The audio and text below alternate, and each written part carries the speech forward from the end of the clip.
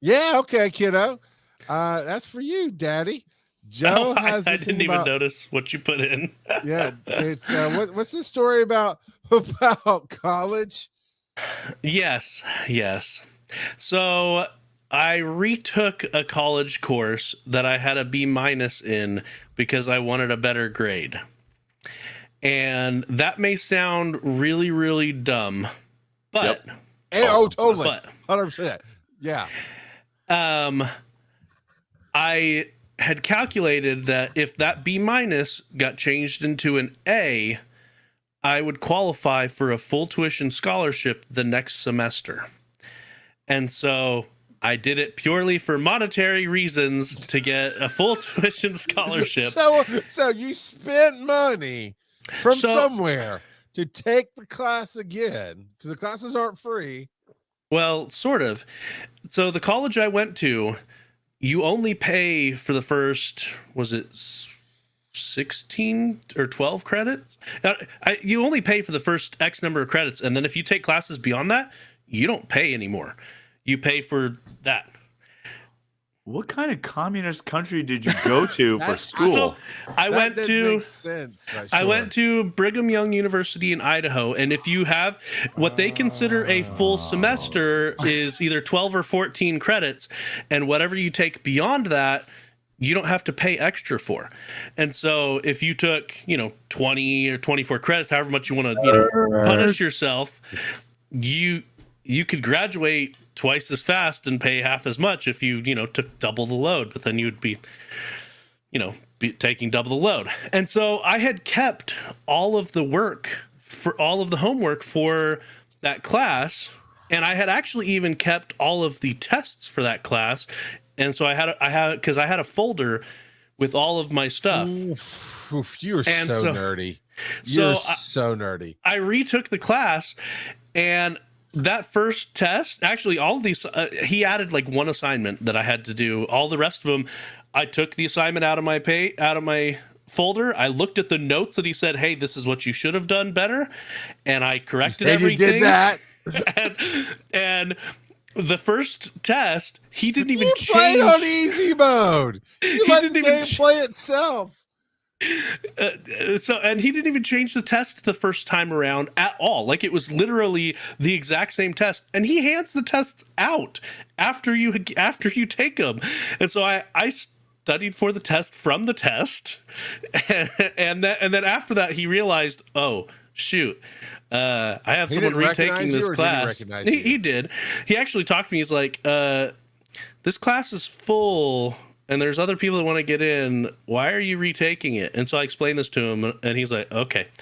And what are you gonna do? And so after that, he changed some things around to be it was basically the same test, but he changed the wording just a little bit. So instead of true, it was false, and like just a couple things here and there, but it was basically the same test still. And so super, super easy class to get an A in, and I got my full tuition scholarship after that. I can't hate on that. I mean, it's almost genius, except it's kind of not, but I get why you did it. It makes sense. Yeah, I mean, so as it was written in our little show notes spreadsheet, I thought you were like retaking class now to kind of correct a good grade, to correct a good grade that you got years ago. So it's less of an issue for me. And I'm not making any Mormon jokes. I thought so. I read it as he wasn't happy that he got a B minus, and goodness gracious, I'm gonna go do it again. No, I had a very specific reason for retaking the class that I did, and I mean, shameless plug for the Mormon schools, Brigham Young University, Idaho, and Provo. They're relatively cheap, even for people who aren't members of our church. Granted, you'll then have to abide by their honor code system, which is pretty strict for a lot of people. But I think I've read that honor code, though. It's not. I mean, it's good. I mean, in terms of like being good people, It's But like, you'll get kicked out of school if you're caught drinking alcohol, if you're found out to have premarital relations, stuff like that. So it's a religious school. I thought those rules were only if you were in class.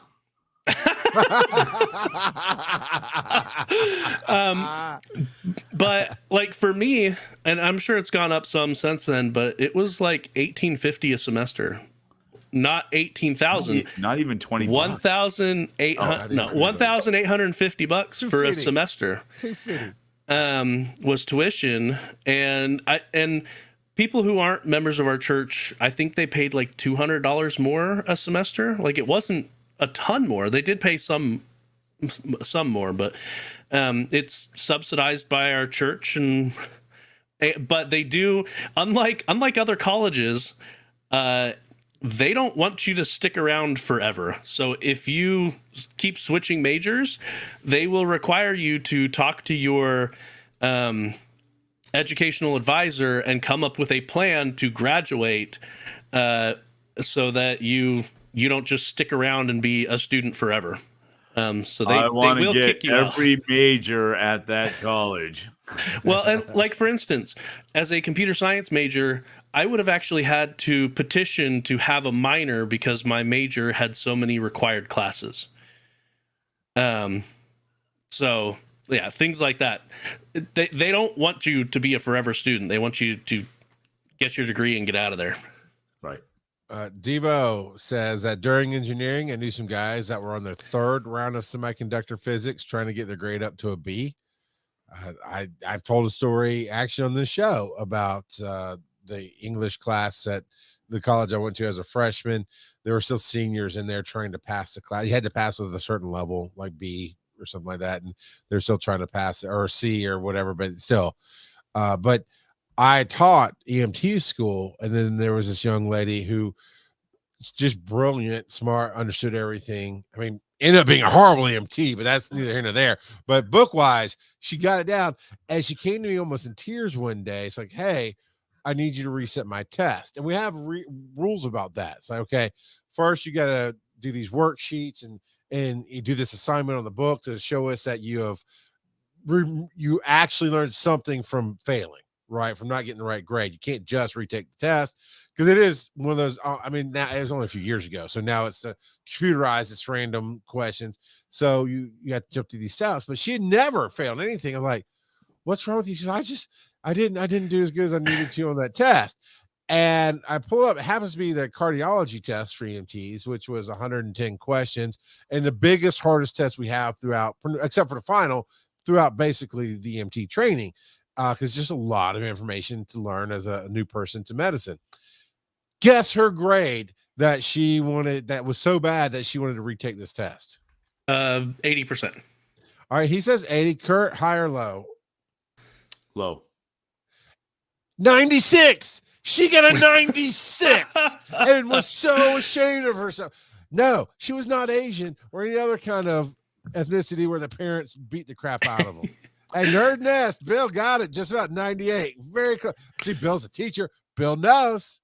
Bill knows. Yep. That's a great graphic, by the way, Bill. Holy crap. That's that is the clear marking of a psychopath.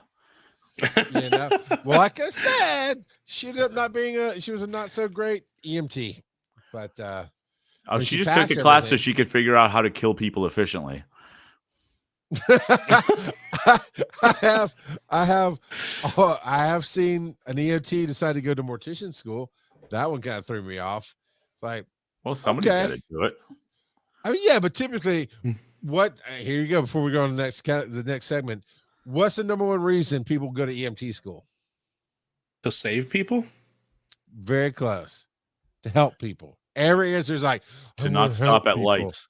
No, that's being honest, Kurt. People aren't even honest themselves. Yes, it's always to help people. I guess technically morticians are helping the family, but I don't know. It just was odd. I mean, the second underlying is basically to be the hero and save lives. And yeah, so that's what I think people become morticians because there's that one chance that you get brought a dead body that you can bring back to life. Somebody missed something. Go Pushing full daisies? Dr. Frankenstein. Pushing daisies. Yep. Yeah.